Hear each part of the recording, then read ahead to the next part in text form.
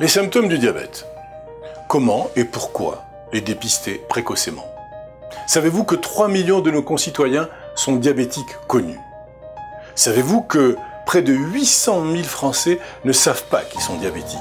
Pourtant, il est fondamental de dépister le diabète avant que ne surviennent les complications liées à cette maladie.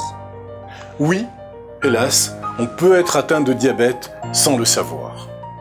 Ces chiffres sont importants et inquiétants, d'autant plus que le début réel du diabète précède de 8 à 10 ans le diagnostic de la maladie. Comment fait-on le diagnostic? Pour 80% des cas, le diagnostic se fait lors d'une prise de sang systématique. Dans les unités de soins intensifs, on trouve 20% des patients atteints de diabète. 50% de ces 20% sont diagnostiqués à l'occasion de cette hospitalisation, et donc souvent pour une complication de type coronarienne aiguë. Chez de nombreuses personnes, le diagnostic se fait à l'occasion de la survenue d'une complication, sachant que celle-ci survient 10 ans et plus après le début du diabète. Quels sont les symptômes du diabète? Les symptômes évocateurs du diabète sont ce que l'on appelle le syndrome polyuro-polydipsique.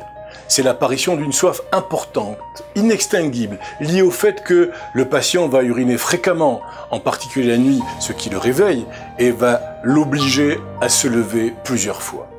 Cependant, ces symptômes ne se manifestent que quand le sucre apparaît dans les urines, ce qui se produit lorsque la glycémie dépasse 1,80 g par litre. En pratique, cela veut dire que la glycémie, c'est-à-dire le taux de sucre circulant dans le sang, est largement au-delà de 2 g par litre lorsque ces symptômes sont visibles. Associé à ce syndrome, on trouvera une polyphagie.